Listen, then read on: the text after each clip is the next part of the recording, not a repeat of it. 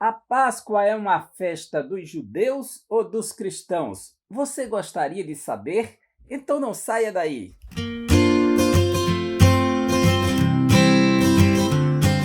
Olá, seja bem-vindo! Sou o professor Egivanildo Tavares. Hoje quero refletir com você sobre a Páscoa.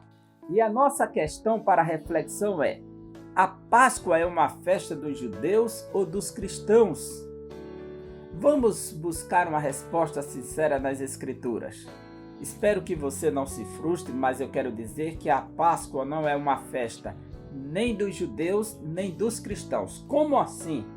A Páscoa é uma festa divina. Ela não pertence aos homens, foi o próprio Deus quem projetou. Você gostaria de ver os textos comigo no livro do Êxodo, capítulo 12, quando o próprio Deus falou com Moisés? E falou o Senhor a Moisés e a Arão na terra do Egito, dizendo: Este mês vos será o princípio dos meses. A Páscoa judaica inaugura o calendário para o povo de Israel, que marca o período da saída do Egito. Este será o princípio dos meses. Mas uma coisa interessante é que quando Deus vai dando a prescrição da Páscoa, o que eles deveriam fazer, ele vai dizer claramente no capítulo 12, versículo 11. Assim, pois, o comereis, ou seja, o cordeiro, os vossos lombos cingidos, os vossos sapatos nos pés e o vosso cajado na mão, e o comereis apressadamente. Esta é a Páscoa do Senhor. Veja que quando se afirma a palavra Páscoa pela primeira vez, já vai afirmando que esta é a Páscoa do Senhor. Ela não pertence aos homens, vem do Senhor. Pois quando se trata de um milagre, de uma libertação, de um livramento, somente Deus pode fazer estas coisas grandiosas. Por isso que a Páscoa pertence ao Senhor. A palavra Páscoa no hebraico é Pessah. E esta palavra aparece 49 vezes no Antigo Testamento. Dessas 49 vezes que aparece, nós vamos encontrar 10 vezes dizendo a Páscoa do Senhor.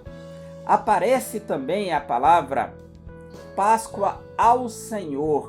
Ela é do Senhor e é ao Senhor, como dizendo para o Senhor.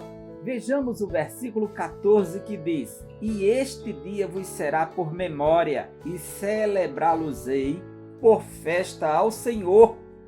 Nas vossas gerações o celebrareis por estatuto perpétuo. Veja que é uma festa ao Senhor, é uma festa do Senhor.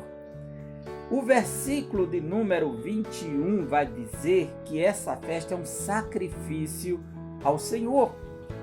Versículo 21 diz assim: Chamou, pois, Moisés a todos os anciãos de Israel e disse-lhes: Escolhei e tomai vós cordeiros para as vossas famílias e sacrificai a Páscoa. A Páscoa era uma festa de sacrifício. E o verso 27 diz assim: Então direis: Este é o sacrifício da Páscoa ao Senhor, que passou as casas dos filhos de Israel no Egito, quando feriu aos egípcios e livrou as nossas casas. Então o povo inclinou-se e adorou. A Páscoa era uma festa de família. Era, não é? Pois os judeus comemoram há 3.500 anos aproximadamente essa festa, desde que saíram do Egito.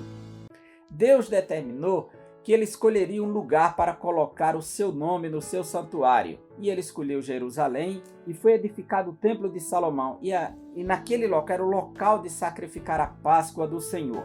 Ela tem um significado muito importante, porque começava com a separação dos cordeiros, que tinha que ser macho e tinha que ser novo, porque ele tinha que ser puro, casto. Este cordeiro teria que ser sacrificado no pôr do sol, no final da tarde. Outra característica da Páscoa, em relação ao cordeiro que seria sacrificado no final da tarde, é que nenhum de seus ossos deveria ser quebrado. Diz o texto do capítulo 12, versículo 46. Numa casa se comerá. Não levarás daquela carne fora de casa, nem dela quebrareis ossos. E aqui nós vamos aprender algumas verdades muito importantes com a Páscoa do Senhor. Então, quando dizemos que a Páscoa não é judaica, porque ela é uma festa divina projetada por Deus. Agora, a primeira nação a desfrutar do milagre da Páscoa. A palavra Páscoa, pensar, quer dizer passagem, pois Deus passou por cima do Egito, dando livramento aos seus filhos. De acordo com o rabino Benjamin Blesch, ele diz que a Páscoa ela tem 4 nomes. É a palavra Pessah, que quer dizer a Páscoa, passagem, passar por cima.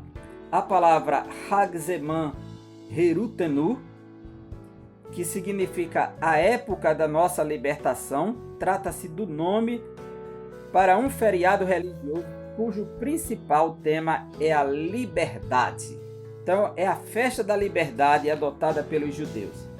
O seu terceiro nome é Hag Hamatzot, a festa dos pães ázimos, que são os pães sem fermentos.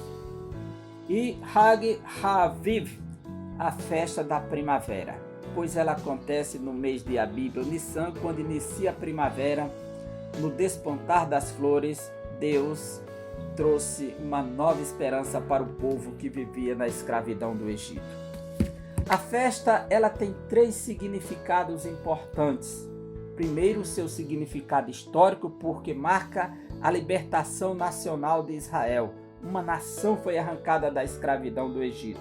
Segundo, o seu aspecto religioso. Está escrito no capítulo 12, versículos 24 e 25. Portanto, guardai isto por estatuto para vós e para vossos filhos para sempre. E acontecerá que quando entrardes na terra do que o Senhor vos dará, como tem dito, guardareis este culto. E acontecerá que, quando vossos filhos vos disserem, que culto é este? Vosso. Outra tradução diz, que rito é este? Outra diz, que sacrifício é este? Então direis, este é o sacrifício da Páscoa do Senhor, que passou as casas dos filhos de Israel no Egito, quando feriu aos egípcios e livrou as nossas casas. Então o povo inclinou-se e adorou. E o terceiro significado? Se o primeiro significado é histórico, porque marca o nascimento de uma nação, o seu resgate. O segundo é o religioso. O terceiro é o profético. Quando olhamos para o aspecto profético da Páscoa, então nos voltamos para o cristianismo. Pois a Páscoa fala de um cordeiro que era sacrificado no final da tarde, que não podia ser quebrado os seus ossos. Sabe o que a Bíblia diz acerca de Jesus? Do Evangelho de João, capítulo 1, versículo 29. Eis aí o Cordeiro de Deus que tira o pecado do mundo. Você sabia que Jesus morreu no período da festa da Páscoa, no final da tarde? Ele que foi apontado pelo profeta João Batista como o Cordeiro de Deus. E uma coisa interessante, e que naquele momento em que ele expira, os soldados saíram para quebrar as pernas de todos aqueles que estavam crucificados com Cristo. E diz o texto sagrado no Evangelho de João, capítulo 19. Foram, pois, os soldados, versículo 32, e na verdade quebraram as pernas ao primeiro e ao outro que com ele fora crucificado. Mas vindo a Jesus e vendo-o já morto, não lhe quebraram as pernas. Versículo 36. Porque isso aconteceu para que se cumprisse a escritura que diz, nenhum dos seus ossos será quebrado. Veja que Jesus cumpre fielmente o aspecto profético da Páscoa. Veja comigo também na primeira carta aos Coríntios, capítulo 5 do apóstolo Paulo. Ele diz para nós, literalmente, já que a festa da Páscoa era iniciada com os ázimos, os pães sem fermentos, então ele diz assim, alimpai-vos, pois, do fermento velho, para que sejais uma nova massa, assim como estáis sem fermento, porque Cristo, a nossa Páscoa, foi sacrificado por nós. Se a Páscoa é a festa do Senhor, Se a Páscoa é do Senhor, e se a Páscoa é ao Senhor, e se a Páscoa é o sacrifício do Senhor, aqui está para nós a grande resposta. Cristo é a nossa Páscoa que foi sacrificado por nós. Se há 3.500 anos Deus libertou uma nação do cativeiro egípcio com a festa da Páscoa, há 2.000 anos atrás, Ele marcou a grande redenção da humanidade com a morte de Cristo na cruz do Calvário. Que possamos viver a verdadeira Páscoa, comemorando a grande libertação que Cristo trouxe para a humanidade. O Cordeiro Imaculado, que foi morto no final da tarde, que não quebraram os seus ossos, mas que ressuscitou para estar entre nós e nos dar esperança. E o apóstolo Paulo disse: se Cristo não ressuscitou, seria vã a nossa esperança. Mas como Ele ressuscitou, vivamos uma vida de esperança, que possamos comemorar a verdadeira Páscoa, a libertação em Cristo Jesus e adorá-lo, porque a Páscoa era uma festa de adoração. A Páscoa era uma festa de gratidão. A Páscoa era uma festa de expressar louvor a Deus pela grande libertação. E a Páscoa ainda é a festa da libertação, a festa da alegria pelo que o Senhor fez.